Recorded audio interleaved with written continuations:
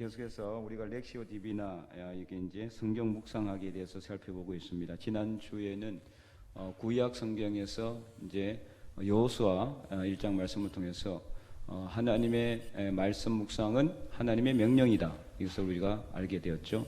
오늘 본문은 역시 신약 성경에 나와 있는 말씀 묵상에 대해서 살펴보고자 합니다. 우리 읽었지만은 사도행전 17장에 말씀을 우리가 읽었는데 계속해서 우리가 렉시오 디비나 단계에 대해서 기억하조다 복습하는 의미로 한 번 더 살펴보도록 하겠습니다. 첫 번째는 뭐였습니까? 성경 읽기 렉시오, 두 번째는 묵상하기 메디타티오, 세 번째 기도하기 오라티오, 네 번째 만나기 컨템플라티오, 다섯 번째 실천하기 액티오.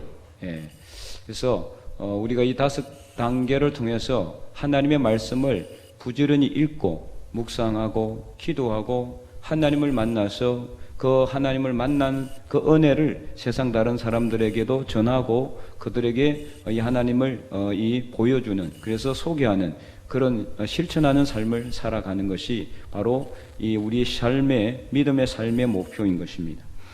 지난주 우리가 이제 읽었던 말씀에 이어서 오늘 말씀을 통해서 우리는 이 하나님의 말씀이 이 묵상하는 것이 얼마나 힘이 있는가를 알게 되죠. 자, 그래서 이제 어쨌든 간에 오늘 말씀 우리가 살펴보면은 10절에 보니까요, 밤의 형제들이 이렇게 나와 있어요. 이제 내용의 이제 배경은 17장 그리고 15장까지 거슬러 올라갑니다. 15장에 보면은 사도행전 15장 보면은 그 1차 선교 여행을 다 마치고 나서 이제 2차 선교 여행을 하려고 해요. 그래서 바울과 바나바가 1차 선교 여행을 같이 갔거든요. 거기 같이 함께 있었던 사람이 누구냐면은 마가라는 사람. 마가가 누구예요? 마가복음을 쓴 저자입니다. 그는 이제 바나바의 조카였어요. 조카. 생질이라고 나오는데 조카죠. 조카. 그 이제 바나바의 조카와 이 마가 그리고 바울과 바나바가 함께 1차 선교 여행을 갔어요. 그때는 어디로 갔습니까? 터키, 오늘 터키 지역 소아시아라고 해요. 소아시아. 터키 지역을 이제 선교 여행을 쭉 갔어요. 말씀을 전하고 교회를 개척하고. 그래서 2차 선교 여행 때는 원래는 어떻게 하려고 했냐면은 1차 선교 여행 때 개척한 교회들을 다시 돌아보려고 했던 거죠.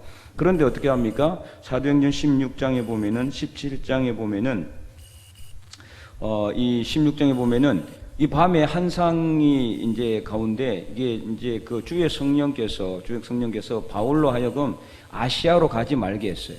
그리고 꿈을 꿨는데 그 마게도니에 있는 사람이 이렇게 막 외치는 거예요. 바울에게 이리로 와서 우리를 도우라. 그래서 주의 성령이 아시아로 가지 못하게. 그래서 어디로 갔습니까? 그래서 마게도냐로 갔어요. 마게도냐 첫 성인 바로 빌립보 개척을 시작을 함으로써 2차 선교 여행이 시작이 됩니다.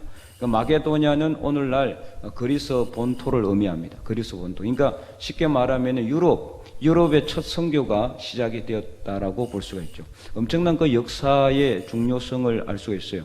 유럽이 변화가 되었기 때문에 유럽의 복음화돼서 됐기 때문에 그 그리스가 복음화되고 그리고 그 위로 다른 지역이 다 유럽이 복음화되기 시작해요. 네덜란드, 영국, 독일, 그 다음에 프랑스 이러한 이 나라들이 차례로 복음화가 되면서 그래서 결국에는 식민지 정책 때에 참 이건 좋지 않은 선례이긴 하지만 식민지 정책 때에 그들이 식민지를 개척을 하면서 유럽 열강이 식민지를 개척하면서 뭘 가지고 들어갔느냐?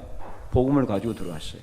그때는 어떻게 했느냐? 총칼을 먼저 들이밀고 믿을래 안 믿을래? 믿으면은 살려주고 안 믿으면 죽였습니다. 실제로. 그래서 이게 참 이게 안 좋은 살육의 현장들이 많이 있었어요. 이것도 어쨌든 뭐 하나님의 섭리 안에 있는 것이지만 사실은 이렇게 해서는 안 되죠. 복음을 이렇게 총칼을 들고 복음을 들이밀고 이렇게 믿으면은 살려주고 안 믿으면 이렇게 죽이는 그런 엄청난 그런 폭력적인 선교 정책을 펼쳤죠. 유럽 열강들이. 어쨌든 유럽의 그 이 영향력으로 막강한 힘과 영향력으로 인해 가지고 그 당시에는 이제 영국이 가장 큰 식민지를 많이 가지고 있었잖아요. 그래서 엄청나게 이 복음이 세상으로 많이 전파되어 있어요. 아시아 지역으로 아프리카 지역으로 끝없이 복음이 전파되고 결국에는 이 복음이 어디로도 갔습니까? 미국으로도 갔어요. 미국으로 간 복음은 다시 우리나라로 오게 되었고 이 우리나라로 오게 된 복음이 중국 또 뭐 일본도 갔었지만은 우리나라 오게 된 복음은 다시 이 지역으로 오게 된 겁니다. 그래서 어떻게 보면은 2차 선교 여행은 오늘날 이 복음이 온 세상으로 퍼지게 되는 엄청난 그런 선교의 시작이었다는 것을 알 수가 있고요. 그래서 이제 어쨌든 이제 그 2차 선교 여행을 그렇게 이제 그 하려고 하는 또 도중에 그 전에 또 어떤 일이 일어났냐면은 바울과 바나바가 심하게 다투게 됩니다. 2차 선교 여행 때는 바울이 어떻게 했냐면은 이제 2차 선교 여행 할 때는 이 마가는 데려가지 말자. 왜냐? 마가가 어떻게 됐어요? 원래 1차 선교 여행 하다가 중간에 돌아갔어요. 그래서 1차 선교 여행 때 중간에 도망간 사람을 데려가는 거 옳지 않다. 근데 바나바는 자기 조카잖아요. 어쨌든 팔이 안으로 굽는다고 자기 조카이다 보니까 뭐 옹호한 것 같아요. 그래서 마가를 그래 어쨌든 끝까지 데려가자. 연약하지만 다시 데려가자. 그런데 그것 때문에 어떻게 했어요? 심하게 다투게 됩니다. 이제 15장에 보면은 15장 39절에 보면 이렇게 나와 있어요. 15장 39절. 서로 심히 다투어. 이게 그냥 이렇게 뭐 이렇게 간단하게 다툰 게 아니다. 이게 뭐 간단하게 다투고 심히 다투고 뭐 그게 뭐 표현이 참 그렇긴 하지만은 그렇다고 해서 서로 멱살 잡고 뭐 서로 싸운 건 아닌 것 같아요. 그러니까 너무 이제 이렇게 감정이 서로 상한 상태까지 갔다는 거죠. 이제 그래서 어떻게 했어요? 15장 39절 한번 읽어보겠습니다. 서로 심히 다투어 피차 갈라서니 마가를 데리고 배 타고 구부르러 가고 바울은 실라를 택한 후에 수르기아와 길리기아로 다니며 교회들을 경고하게 하니라. 그래서 이렇게 피차 갈라서게 됨으로 인해 가지고 결국에는 서로 다른 길을 가게 됐지만 이 또한 하나님께서 이것을 잘 사용하시는 것을 볼 수가 있어요. 그래서 이제 16장 바울은 디모데를 데리고 실라를 데리고 이제 선교 여행을 가다가 중간에 디모데를 또 동참을 시키죠. 그러면서 뭐를 보게 됩니까? 주의 한상을 보게 되고 마게도냐에 있는 사람이 나타나서 이리로 와서 우리를 도우라고 하고 있는 겁니다. 그래서 2차 선교 여행이 이제 시작이 되는 거죠. 자, 어쨌든 간에 이것을 통해서 빌립보, 그 다음에 데살로니가 이렇게 쭉 이제 이 터키가 아니라 이제는 마게도냐, 즉 그리스, 오늘날 그리스 본토를 이제 선교를 하게 되는 겁니다. 그래서 17장에 보면 이제 데살로니가에서 전도하가 되죠. 데살로니가 전도를 하는데 거기서 이 대적자들이 나타나서 계속 방해를 하니까 거기서 어떻게 해요? 밤에 도망을 가는 거예요. 지금 목숨이 위태로운 상황이에요. 이 대적자들은 바울을 죽이지 않으면은 먹지도 않고 마시지도 아니한다. 그러니까 바울 살해 특공대예요. 쉽게 말하면 바울을 죽이고자 하는 특공대가 결성이 됐어요. 그러니까 바울을 죽이기 전에 먹지도 않고 마시지도 않겠다. 이런 사람들이니까 이게 완전히 사생 결단으로 달려드는 거죠. 그러니까 밤에 형제들이 10절에 17장 10절 우리가 읽었잖아요. 바울과 실라를 베레아로 보냈다. 이렇게 기록이 되어 있습니다. 그런데 문제는 이제 베레아로 가서 또 복음을 전하는 거예요. 복음을 전하니까 거기서도 대적자들이 나타나요. 그런데 거기서 엄청난 역사가 일어나게 됐습니다. 바로 오늘 우리가 읽었던 말씀 11절 말씀에 베레아에 있는 사람들은 데살로니가에 있는 사람들보다 더 너그러워서 간절한 마음으로 말씀을 받고 이것이 그러한가 하여 날마다 성경을 상고했다. 이렇게 기록하고 있습니다. 자, 여기서 상고하였다 말은 무슨 뜻이냐? 헬라로 아나크리노라는데 이거는 자세히 조사하다는 뜻이 자세히 조사하다. 자세하게 살피고 자세하게 조사하다. 그 깊이 생각하는 것을 말해요. 그러니까 바울이 복음을 전하니까 이 정말 말이 맞는지 안 맞는지. 바울이 무슨 복음을 전했어요? 예수님이 우리를 위하여 십자가에 못 박혀 돌아가셨고 누구든지 예수님을 믿으면은 구원을 받는다. 이것을 전했거든요. 십자가 복음을 전했단 말이에요. 그러니까 이 베레아에 있는 사람들은 정말 그런지 아닌지 깊이 묵상하고 깊이 생각했다라는 거예요. 자세히 살펴봤다라는 거죠. 바로 이것이 상고라는 단어입니다. 상고. 자세히 살펴보고 정말 그런지 안 그런지 확인해보고, 그래서 이 상고라는 단어는 의심을 가지고 잘못된 것을 파헤쳐보는 것을 의미하는 게 아니라 정말 그런지 궁금증을 가지고 그래서 깊이 그 말씀을 살펴보는 것을 의미하는 거예요. 이게 바로 상고라는 단어라는 거죠. 그리고 이 베레아에 있는 사람들의 자세는 또 하나가 또 달랐어요. 그게 뭡니까? 말씀을 간절한 마음으로 말씀을 받았다. 마음이 그들은 더 너그러워서 더 그들의 마음이 더 너그럽다는 것은 잘 포용한다는 거예요. 허용해 준다. 이게 말을 전하려고 하면은 아이 됐습니다 하고 이렇게 딱 중단시키거나 말을 못하게 하는 게 아니라 하여튼 들어보자. 일단은 들어보고자 하는 그런 허용적인 자세를 말해요. 포용적인 자세, 수용적인 자세를 의미한다는 거죠. 이게 바로 중요해요. 수용하고자 하는 마음이 없으면은 복음을 아무리 전하려고 해도 어떻게 해요? 전도가 되면 안 됐습니까? 전도가 안 되죠. 들으려고 하지를 않으니까. 뭐 들어봐야 말씀을 들어야 그 말씀이 들어가서 그 사람 마음을 바꾸든지 안 바꾸든지 할 텐데 들어볼 기회도 주지 않게 하니까 이 데살로니가에서는 그게 정말 힘들었어요. 그러나 베레아에 있는 사람들은 더 마음이 너그러워서 즉 수용적인 태도를 가지고 있었고 그 다음에 어떻게 했습니까? 간절한 마음으로 말씀을 받았다 그랬어요. 간절한 마음으로. 이게 정말 중요한 자세예요. 우리가 하나님의 말씀을 들을 때에 그래 니 전하든 말든 뭐 나는 앉아서 시간 때운다 이렇게 하면은 절대 어른에 못 받습니다. 근데 정말 내가 이 말씀을 들을 때 하나님의 음성을 듣지 않으면은 내가 이 예배당의 자리를 떠나지 않겠다는 그런 사심결단적인 마음, 간절한 마음으로 앉아 있어 보세요.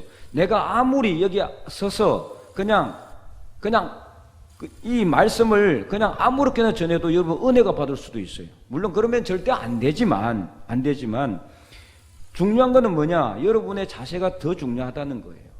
물론 저는 간절하게 기도하고 말씀을 깊이 연구하여 여러분들에게 전하지만 앉아있는 여러분의 태도가 수용적이지 않고 허용적이지 않으면요 그 말씀이 여러분의 심령 안으로 들어가지가 않아요. 들어갈 수가 없는 거예요. 그러니까 늘 마음의 문은 어떻게 됩니까? 열어야 됩니다. 열어야 돼요. 그래서 제가 마음에 안 들어도 하나님의 말씀은 마음에 들잖아요. 그죠?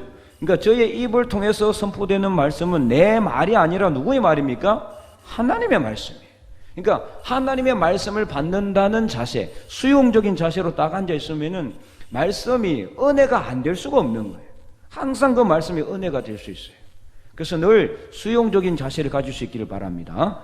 말씀을 읽기만 하는 게 아니라 뭐도 해야 돼요? 들어야 되는 거예요. 이 베레아 사람들은 간절한 마음으로 말씀을 들었잖아요. 너그러운 마음으로 말씀을 들었잖아요. 이것이 더 중요한 거예요. 어떻게 보면은. 그래서 이게 돼야 그 다음에 뭐 상고를 하든 묵상을 하든 기도를 하든 뭔가 할 거 아니에요. 그래서 여러분들이 언제든지 예배 자리에 앉았어요.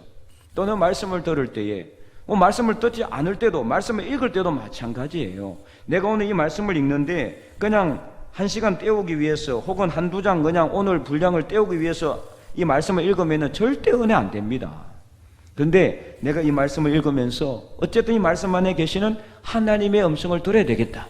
이 안에 있는 하나님의 뜻을 내가 발견해야 되겠다. 이런 수용적인 자세, 이런 허용적인 자세, 너그러운 마음으로 간절한 마음으로 말씀을 읽어보세요. 분명히 은혜 받게 되어 있습니다. 그래서 여러분들이 항상 간절한 마음으로 너그러운 자세로 하나님의 말씀을 듣고 예배 자세에 임할 수 있기를 바랍니다. 두 번째는 이제 그래서 그렇게 했고 두 번째 어떻게 했습니까? 날마다 그러한가 하여 날마다 이게 중요한 거예요. 날마다 하루 딱 내가 말씀 묵상하고 에이 안 되던데요 목사님 뭐냐 나는 치울랍니다. 내 체질 아니다 이러면은 평생 안 되는 거예요. 여러 번 말씀을 드렸지만은 말씀을 읽고 쓰고 묵상하는 거 이거 연습이에요. 연습. 몸에 배워야 되는 거예요. 말씀 쓰는 것도 마찬가지예요. 이게 처음 쓰면은 이게 자세도 힘들고 목도 아프고 막 팔도 아프고 손목도 아파요. 이게 30분 이상 쓰면 손목 엄청 아픕니다. 쓸 때. 안 쓰다가 쓰잖아요. 요즘 주로 뭐 이렇게 쓰는 이 시대가 아니잖아요. 다 컴퓨터 타자 치는 시대다 보니까 컴퓨터 타자로 이제 성경을 필사하는 분도 있으면 그것도 괜찮아요. 쓰면서 타자를 하면서 보게 되니까 쓰는 것과 비슷한 효과가 있죠. 어쨌든 간에 이 쓰게 되고 이렇게 하면은 안 쓰다가 쓰다 보면은 너무 힘든 거죠. 그런데 그게 하루 딱 써보고 이거는 내 체질이 아닌가 보다. 나는 성경 필사할 사람이 아니야. 이렇게 딱 단언해 버리면 안 되는 겁니다. 하루 써보고 또 안 되면은 그 다음날 또 써보고 계속해서 연습해. 그래서 뭐예요? 날마다 이 베레아 사람들의 정말 이게 훌륭한 이 자세. 날마다 성경을 상고했다라는 거예요. 날마다. 그래서 조금이라도 괜찮으니까 하루에 많이 할 생각하지 말고, 그러면 이게 빨리 지칠 수가 있어요. 조금씩 그러나 중단하지 말고, 쉬지 말고, 멈추지 말고 계속해서 이어가야 됩니다. 성경을 읽는 것도, 말씀을 듣는 것도, 이 말씀을 쓰는 것도, 묵상하는 것도 어떻게 해야 된다? 날마다 everyday, 날마다 성경을 상고함으로. 그러니까 어떤 역사가 일어났습니까? 12절 말씀 읽어보겠습니다. 그 중에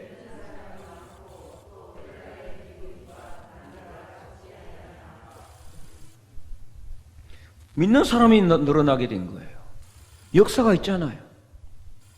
믿는 사람이 많고, 또 헬라의 기부인, 헬라 기부인들 믿기 힘들어요. 이 헬라 기부인들 누구냐, 어떤 사람들이냐, 쉽게 말하면 이 그리스에 살고 있는 그야말로 귀족층의 부인들이에요. 귀족 부인들. 이 사람들 얼마나 완고하고 교만하고 그렇게 하겠습니까? 이 사람들이 믿었다는 거예요. 또 남자들까지도 적지 않게 믿었다라는 것입니다. 그래서 오늘 이 말씀을 통해서 우리가 하나님의 말씀을 이게 상고가 묵상했다라는 뜻이란 말이에요. 상고, 깊이 생각하는 거예요. 하나님의 말씀을 깊이 생각하는 거, 이게 묵상이죠, 그죠? 예. 매일 하나님의 말씀이 그런가 그러지 않은가, 이게 묵상했다라는 거죠. 큐티라는 용어 요즘 있잖아요, 그죠? 큐티 하시는 분 있죠? 네. 큐티라는 단어는 사실은 큐티 뭐라고 되어 있습니까? quiet time. quiet라는 뭔 뜻인 영어로 조용하다는 뜻이에요. 타임, 시간, 조용한 시간. 그래서 quiet time, 큐티라는 거는 그냥 조용히 시간을 만들어 가지고 말씀을 읽고 그 말씀을 뜻을 생각하는 게, 이게 이제 큐티인데, 이제 이게 이제 렉시오 디비나로 보면은 묵상하기하고 같은 거죠. 묵상하기. 그런데 큐티는요, 누가 언제 어떻게 시작했는지 아무도 몰라요. 예. 규정이 없어요. 규정이. 절차도 없고. 그래서 이 큐티는 가르치는 사람마다 달라. 가르치는 사람마다 조금씩 순수도 다르고 단계도 다르고 방법도 다릅니다. 쉽게 말하면은 이제 족보가 없는 거죠. 족보가 그냥 어느 순간 만들어졌어요. 그래서 큐티 한다 그래. 큐티 한다. 그러니까 신학적으로 이게 정립이 안 돼 있는 거죠. 어떻게 보면은. 그러나 이제 제가 여러분들에게 소개했던 렉시오 디비나는 정확한 족보가 있습니다. 신학적으로 정리가 되어 있는 거예요. 자, 3세기가 되면서 3세기, 그러니까 예수님이 죽고 나서를 의미하는 거죠. 3세기라는 건죠. BC와 AD로 나누니까. AD 3세기가 되면서 예수님 돌아가신 후 한 300년 정도 지나면서 뭐가 생기기 시작했느냐? 수도원이 생기기 시작했어요. 수도원. 이 수도원이 생기면서 렉시오 디비나라는 이게 것이 나오기 시작했습니다. 그런데 6세기가 되면서 AD 6세기가 되면서 수도원이 발전을 하게 돼요. 근데 이때는 여러분, 이때는 수도원 때는 여러분 개신교가 있었겠어요, 없었겠어요? 개신교 없어요. 그냥 기독교 하나밖에 없어요. 기독교 하나. 물론 나중에 이 10세기 이후에 넘어가면서 동방 정교회와 서방 가톨릭 교회로 이렇게 분리가 되긴 하지만 여전히 그때는 아직까지 기독교예요. 개신교는 훨씬 이후에 나오죠. 예, 그래서 어쨌든 간에 6세기에 이 수도원이 이게 발전이 되면서 이게 조금씩 정립이 되다가 11세기 이 가르투지오 수도회가 생기고 거기에 9대 원장이었던 귀고 2세라는 사람이 렉시오 디비나라는 용어를 확실하게 정립을 했고, 지금 제가 소개해드렸던 첫 번째 첫 번째 읽기, 그래서 렉시오, 두 번째 묵상하기, 메디타티오, 세 번째 기도하기, 오라티오, 네 번째 만나기, 컨템플라티오, 다섯 번째는 없습니다. 다섯 번째 제가 뭐라 그랬어요, 저번에? 제가 만들어 놓은 거라 그랬죠. 그래서 원래 렉시오 디비나에는 4개 단계밖에 없어요. 그래서 이제 그 렉시오 디비나, 이 가톨릭 교회에서는 이걸 뭐라고 그러냐면은 관상이라고 그래요. 관상. 그래서 관상이라는 용어 자체가 우리 개신교 잘 쓰지 않기 때문에 제가 관상의 용어를 쓰지를 않았는데, 이 가톨릭 교회에서는 관상이라는 용어를 씁니다. 컨템플라티오, 관상이라고 합니다. 관상이 다른 용어가 아니에요. 관자가 뭔 관자일까요? 볼 관자, 상은 이미지 상자예요. 그러니까 하나님의 이미지, 하나님을 본다, 하나님을 만난다. 그래서 관상, 그리고 간상 기도, 이런 이야기를 쓰는데, 사실 관상이든 아니든 이 모든 것은 뭡니까? 이거는요, 우리 그냥 기독교의 유산이에요, 유산. 개신교 것도 아니고, 개신교의 아닌 것도 아니고, 가톨릭 것도 아니고, 가톨릭 것도 아닌 것도 아닌 거예요. 그런데 기독교 유산인데, 이것을 우리가 우리 거로 수용하지 못할 이유가 없는 거죠. 이 가톨릭 교회만 아니라는 거죠. 이미 개신교, 가톨릭과 분리되기 이전에 훨씬 이전부터 있었던 거니까. 그래서 이 렉시오 디보네를 통해서 하나님의 말씀을 우리가 잘 읽어보고 그리고 깊이 묵상하면서 기도하고 하나님을 만나자. 이것이 신학적으로 정립이 이렇게 단계별로 된 겁니다. 물론 큐티를 해왔으면 그냥 그대로 하시면 됩니다. 목적은 뭡니까? 하나님을 만나는 거니까. 하나님을 만나고 그 말씀대로 실천하는 것이 목적이기 때문에 그 큐티를 하든지 아니면은 뭐 이것을 따르든지 아니면 나만의 다른 특별한 말씀 묵상 방법이 있다면 그대로 따르시면 돼요. 중요한 거는 뭐냐? 하나님의 말씀을 어쨌든 우리가 어떻게 해야 돼요? 부지런히 읽고 묵상하는 삶을 살아야 되겠다. 묵상하다 보면은 하나님 말씀을 통해서 하나님을 만나게 되고 하나님의 음성을 듣게 되니까 중요한 거는 시작해야 된다는 거죠. 해보지도 않고 틀리냐 안 틀리니 이야기할 것도 없어요. 해보는 겁니다. 써보는 거고 읽어보는 거고 묵상해 보는 것입니다. 그래서 오늘 말씀에 보면은요, 이 베레아 사람은 어떻게 했습니까? 간절한 마음으로 의심을 하지 않았어요. 간절한 마음으로 이 하나님의 말씀을 받고 그 말씀이 그러한가 매일 상고했다고 그랬어요. 이것이 중요한 태도라고 그랬잖아요. 그래서 우리가 하나님의 말씀을 들을 때에 중요한 태도 또 하나 있는데 묵상할 때 어떤 거냐? 우리가 말씀을 읽을 때에 이 말씀이 맞는지 안 맞는지, 말씀이 제대로 됐는지 안 됐는지 의심을 하는 것은 잘못된 태도예요. 그러나 이 말씀을 읽고 정말 그런가 그렇지 않는가 생각하는 것은 좋은 태도다. 이것은 묵상을 다양하게 하는 겁니다. 다양하게. 정말 그런지 안 그런지 하나님의 말씀에 우리가 하나님께서 우리에게 말씀을 주실 때 내가 복을 주겠다. 하나님께서 복을 준다 그러면 정말 어떤 복을 주실까? 그 어떤 복인지를 생각해보고 그 복이 있는지 없는지 생각해보고 정말 그런지 안 그런지 내 삶을 돌아볼 때 이런 태도가 좋다는 거지. 이 말씀 하나님께서 복을 준다 했으면 진짜 복을 줬나? 아닐 것 같은데 이렇게 생각하는 건 잘못된 자세라는 겁니다. 그래서 오늘 이 베레아 사람들의 자세, 그 말씀이 그러한가 하여 날마다 묵상, 성경을 상고했다는 이 말씀대로 오늘 우리가 하나님의 말씀을 받는 대로 그 말씀이 정말 그런지 우리가 우리 삶 속을 돌아보면서 상고하고 묵상하는 자세를 가져갈 수 있기를 바랍니다.